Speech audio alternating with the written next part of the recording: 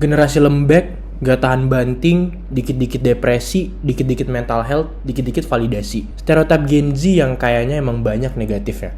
Tapi bener, mereka semanja itu. Siapa itu Gen Z? Gen Z adalah generasi yang lahir dalam rentang tahun 1997 sampai dengan tahun 2012. Generasi ini tumbuh besar di era teknologi yang udah berkembang pesat, dengan akses internet yang mudah. Teknologi bisa disebut nafas lah bagi mereka, ya karena mereka udah terbiasa akan hal itu. Ini yang ngebuat Gen Z disebut cenderung inklusif, lebih inovatif, tanggap, dan kritis. Tapi di sisi lain, banyak yang beranggapan karena pengaruh lingkungan dan teknologi itu sendiri, para Gen Z ini dicap sebagai generasi manja dan apa-apa maunya serba instan aja.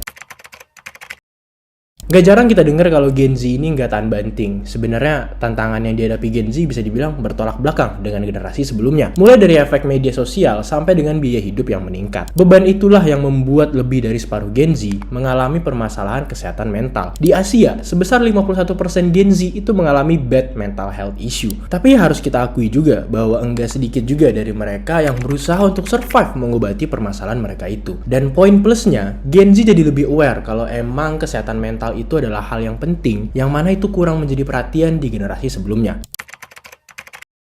Menurut Deloitte Global 2023 Gen Z and Millennial Survey, ada nih perbedaan preferensi khususnya dalam dunia kerja antara Gen X dan Gen Z. Generasi X cenderung menerapkan prinsip live to work, yang berarti bahwa pekerjaan menjadi fokus utama dalam hidup mereka. Sedangkan generasi Z lebih cenderung memilih work-life balance, yang artinya mereka mau kehidupan yang seimbang dengan pekerjaan yang fleksibel dan juga adanya kesejahteraan hidup. Ini yang membuat prinsip mereka menjadi work smart instead of work hard. Tapi, karena prinsip itu juga muncul nih pemikiran kritis Gen Z. Kayak misalnya, kalau gue bisa kerja dengan cara yang lebih mudah dan instan untuk mendapatkan hasil yang sama, ya kenapa enggak? Dalam dunia psikologi, ini disebut dengan instant gratification, atau kepuasan yang didapatkan dengan cepat dan tanpa perlu menunggu. Itu kenapa generasi sekarang banyak udah manfaatin teknologi seperti AI yang ada untuk membantu pekerjaan mereka. Poin jeleknya, karena kecanggihan AI, banyak orang yang tinggal kopas jawaban atau hasil kerjaan dari AI langsung, tanpa kasih effort atau inisiatif sama sekali. Nah, tinggal sekarang Gen Z yang nentuin mau tempatin peran teknologi sebagai apa. Ya karena nggak menutup kemungkinan kalau ke depannya teknologi inilah yang bakal gantiin manusia.